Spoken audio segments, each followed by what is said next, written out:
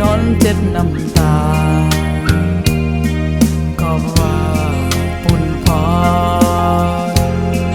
ลูกดื้อมีแล้ว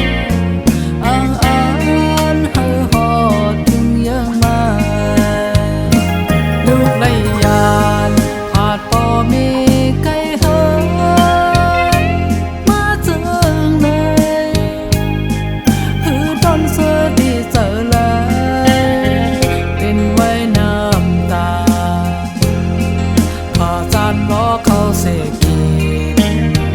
ปานเป็นลูกเล่นหาเจ้ากินข้าวบังคับลูกก็เจอเรียกอยู่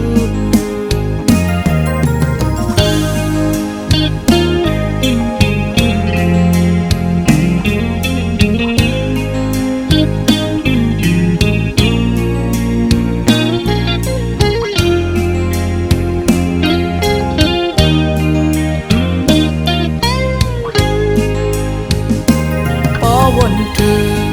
ปออีกเมสองปา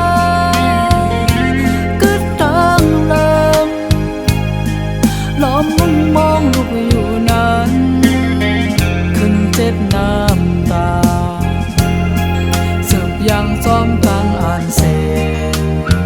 ขัดใจแทงแหง